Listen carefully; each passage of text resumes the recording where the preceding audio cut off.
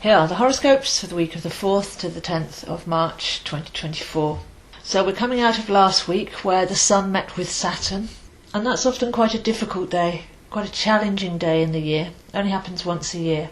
But the lesson there is to let go of external attachment and to anchor in your core. So as we're in the season now, in the new age of Pluto in Aquarius, we're having to let go of a lot of external attachments, external authority and governance, and really take that power back inside ourselves. We're having to let go of even thinking in old paradigms, limiting ourselves and existing within a restrictive system, and break free in so many ways, but firstly in consciousness. So we're coming out of that conjunction now, and to give you an idea, anybody that does tarot, the cards for this week began with the Tower followed by Temperance. So that Tower moment that the Sun and Saturn may have brought, break down or break through, is quickly followed by Temperance, which is rebalancing and spiritual healing. So that's the tone for this week really. We've had a couple of quite volcanic weeks with Pluto activity, and then diving into the depths recently with Pisces energy, which we still have a lot of as we're coming up to the Pisces new moon at the end of the week. And that can be very confusing, as nothing makes sense and nothing has strong boundaries, and we can't lead with the rational mind and plan forwards and try and control. So the Sun and Saturn breaking down even the idea that that's where we control our lives from, then leading into this week of more intense Pisces energy, heading up to the new moon in Pisces. That will be at 20 degrees, if you want to find that in your chart, and at 8:59 a.m. UK time on the 10th. And the day after, Venus moves into Pisces as well. So following our spiritual guidance system, letting go of false security, trusting that we're held, we're not going to fall, releasing the grip of control and setting the tone in the cells of our body to amplify and radiate and manifest back on. It's not an easy lesson, but it's one that we will have time and time again over the next couple of years. And the beginning of this year seems to be the start of quite an intense workshop in those subjects. So there is evidence of lots of significant changes going on this week. We need to flow with them rather than fight against them. But there's also a sub-theme of realising that we've already got a lot of what we're looking for. In lack consciousness, we're always taught to set intentions and reach outwards and plan and strive for things that we perceive on the outside of us, that we perceive we're lacking. But one of the deeper lessons of all of this Pisces energy is that actually if you stop and reflect, you'll realise that you've already got a lot of what you're trying to get. And if you stop trying, then that will be revealed to you in one way or another. So an example of that could be love. People are looking for love. But in the new way of being, you have to be love in order to attract it. And if we're translating love as need, want or validation from the outside, then those are concepts that are really ready to be released now.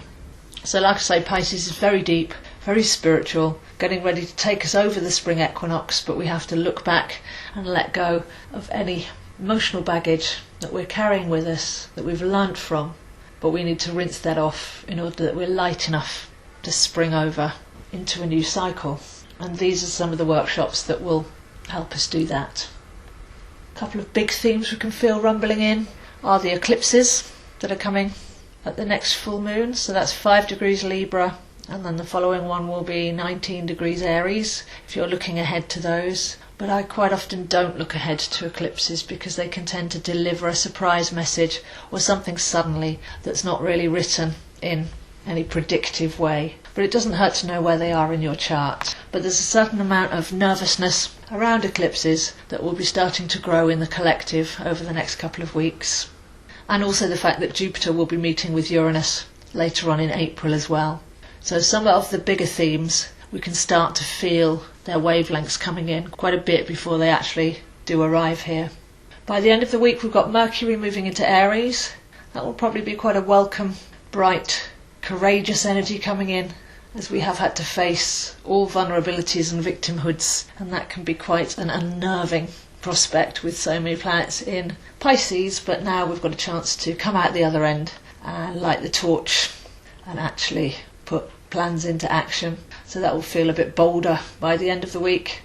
But Venus is about to move into Pisces, so still keeping up the Piscean tally there. And on the 10th we have the new moon in Pisces. So like I say, 20 degrees Pisces. Have a look what's around that, and opposite and square, etc. in your own chart, and which house that's in to see how that will impact you. But just before the new moon we can have kind of stillness. Sometimes it can feel hollow or negative. It's a time to really release in time for the new moon. It's called the dark moon phase, and many people skip over that phase.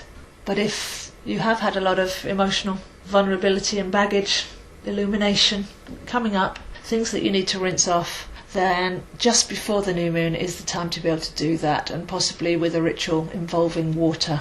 And as we're heading towards the spring equinox, then that's the dark moon of the year time. So the next few weeks really are excellent for leaving behind what's served you but isn't going to weigh you down going forwards. So let's really make the most of this Piscean energy. We'll have Venus, Saturn, Sun, Moon and Neptune all in Pisces by the end of the week. And we have had Mercury in there in the recent weeks, plus that meeting with Saturn and the Sun, which can shake up our system depending on what we're holding on to.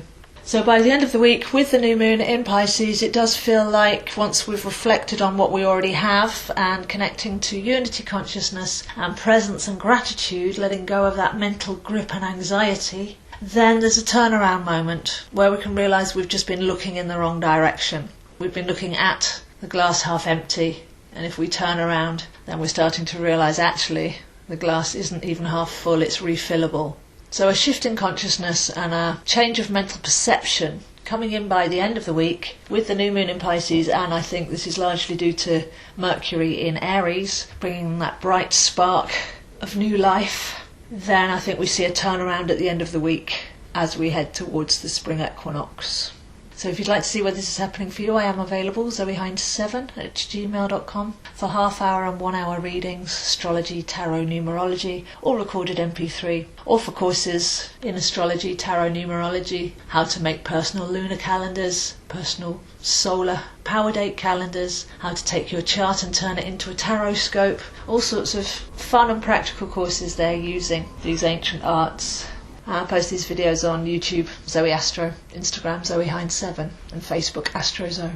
So a very deep week, starting to see the light at the end of the tunnel, but really this is a wonderful opportunity to rinse off before the new moon in Pisces and shed some weight that we may have been dragging around for centuries, lifetimes. And that's all done with a change in consciousness and a change in perception, and we're being given a step-by-step guide on to how to do that as we go with the flow of the weekly alignments. So wishing you a wonderful week, and I'll see you next week.